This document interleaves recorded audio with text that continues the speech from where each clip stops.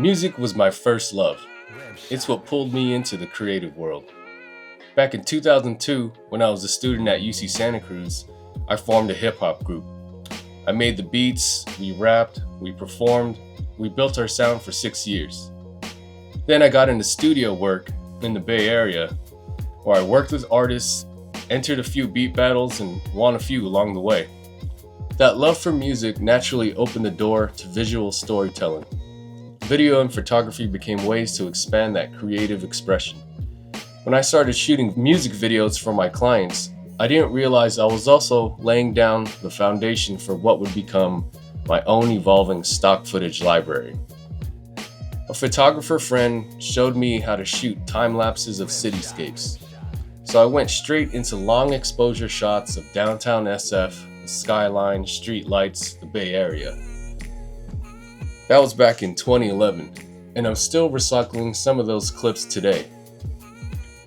When I made a comeback to beat making in 2018, I pulled those same clips for beat videos. And now, even recently, I've been recycling that same footage for lyric videos, adding new layers to the same foundation started decades ago.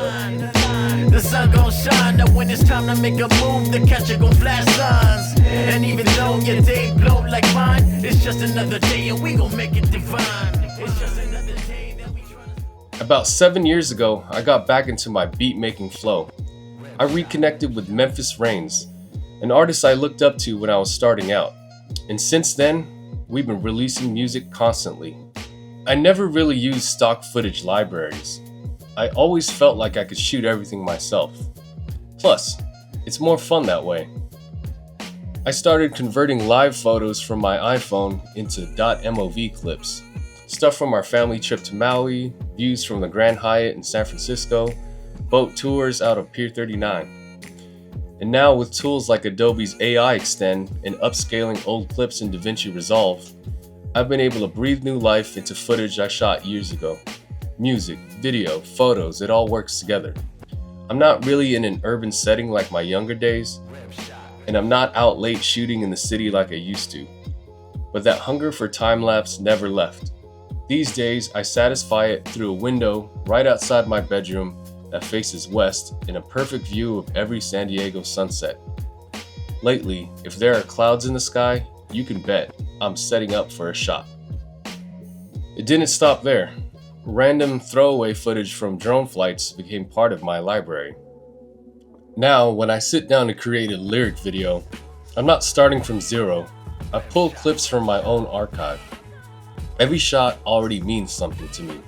It has my rhythm, it has my style, my fingerprints. That's what this episode's about. Building your own creative library, one shot at a time. To make the lyric videos flow visually, I invested in a toolkit called the Lyric Video Creator Kit. You can find the link in the description. It came with a whole set of Mogurt files, pre-built text animation templates I could drag straight into my projects. These saved me hours. Instead of custom animating every word, I could focus on pacing and footage. Tools like this let me stay creative without getting bogged down in tiny details. I've always said, there's something magical about making something out of nothing. I could make a beat and listen to it all day on repeat, just getting lost in it. Years ago, when my wife and I were long distance, I would drive 8 hours from SF to San Diego, listening to nothing but a dozen of my beats burned onto a CD, over and over, for the entire trip. Maybe I'm biased, maybe my beats sound basic to others, but there's nothing quite like making something for yourself. Not for validation, not for views, but because it fuels you. That's why I make my own music, shoot my own shots, and tell my own story. Every frame, every sound, it's personal. That's what keeps me coming back. All the way back, never stop the grind. We tag team in the track, we going up. How far? All the way up, even if it takes forever.